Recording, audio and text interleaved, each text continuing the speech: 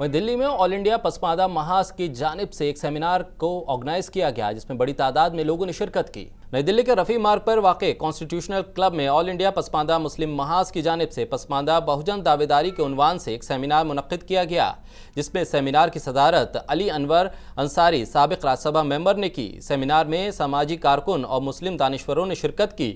Seminar में पसमानदा अवाम के हवाले से भी सभी हाजरीन ने अपने ख्यालात का इजहार किया। प्रोफेसर हिलाल अहमद ने कहा कि हिंदुस्तान के अंदर 75% आबादी पसमानदा तबके की है और 15% आबादी वाला तबका 85% पसमानदा आवाम पर इस्तिशार कर रहा है। मुल्क के वज़ीर आज़म नरेंद्र मोदी ने इन पसमानदा मुस्लिम आवाम का जिक्र करके पसमानदा समाज में एक बेदारी पैदा की है। अब देखना यह है कि मरकज़ी सरकार की पसमानदा मुसलमानों के लिए नीयत कितनी साफ़ है। डॉक्टर मुकेश ने भी इस हवाले से अपने ख्यालात का इजहार करते हुए कहा कि मुसलमान के साथ सिख, ईसाई, जैन और बुद्धिस्ट भी पसमानदा तबके का हिस्सा हैं। सरकार सब पसमानदा तबकों को साथ लेकर चले। इसके अलावा और भी दानिश्वरों ने अपने ख्यालात का इजहार किया। ये राजनीतिक मुद्दा है, इसमें कोई वो नहीं है, क्योंकि जब हम किसी समाज के लिए या किसी कबीले के लिए सवाल उठाते हैं या किसी वर्ग के लिए सवाल उठाते हैं और वो राजनीतिक गलियारों में विमर्श का मुद्दा बनता है, तो वो एक राजनीतिक मुद्दा है।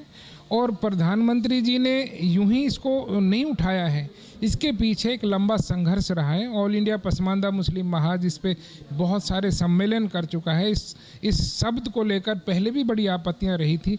बहुत सारे जो ऊंची जाति के मुसलमान थे, उन्होंने कहा कि ये तो बांटने की बात करते हैं, ये करते हैं, लेकिन सही मायने में जो पसमानदा हमारी जातियाँ हैं, वर्ग हैं, कबीले हैं, उनके साथ हमेशा से भेदभाव होता रहा है। तो उस वजह से इसकी नुमाइंदगी की ज़रूरत पड़ी। और अब जब पसमानदाओं की बात आगे बढ़ने लगी है तो प्रधानमंत्री ने भी बोला है कि भाई हम पसमानदाओं के साथ स्नेह यात्रा निकालेंगे, प्यार से बात करेंगे, हर वर्ग, और हम इस पसमानदा समाज की नुमाइंदगी को इस कदर बढ़ा देना चाहते हैं ताकि हर वर्ग, हर पार्टी और हर सिस्टम को ये लगे कि पसमानदा के बिना अब राजनीति संभव नहीं होगी। स्पार्किंग शब्द हो गया है।